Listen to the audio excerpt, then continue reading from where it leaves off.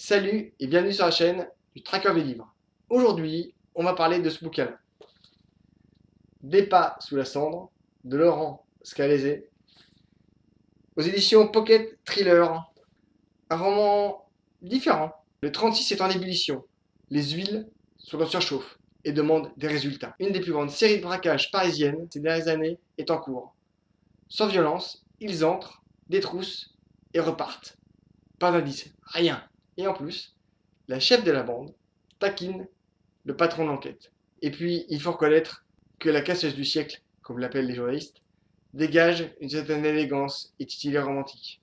Seulement, au quatrième braco, ça déraille. Il y a mort d'homme.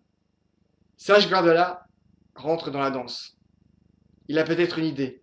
En même temps, il vient de rencontrer une jeune femme qui le trouble. Quelques temps plus tard, elle meurt dans un accident. Son instinct lui dit de poursuivre. L'accident lui semble curieux. Alors il fouille, retourne, sent. À l'autre bout de la chaîne, son patron lui cherche des poux. Il doit lui rappeler la scène du cinéma pour qu'il le lâche un peu.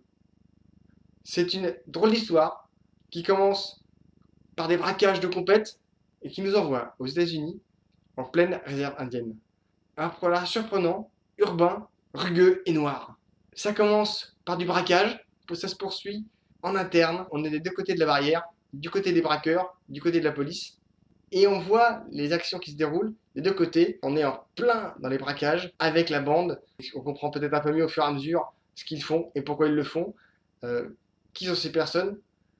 Et en même temps, on est du côté de la police avec un personnage un peu particulier de par ses origines. Son père est indien, médecin de la tribu. Sa mère est française, deux origines en une. Parfois, son identité le tire plus d'un côté que de l'autre, mais ça fait de lui un enquêteur hors pair, hypersensible, hyper réactif à tout ce qu'il voit, pas forcément toujours en accord avec sa direction, et forcément, ça crée des conflits, ça crée de la réaction, et en plein dans une enquête compliquée, ça rajoute certaines choses. En même temps, il voit ce que d'autres ne voient pas. Ça en fait un livre intéressant, vraiment lisez-le, c'est plutôt étonnant. Likez, commentez, partagez, parlez-en autour de vous, mangez des chouquettes, et abonnez-vous. À bientôt, salut.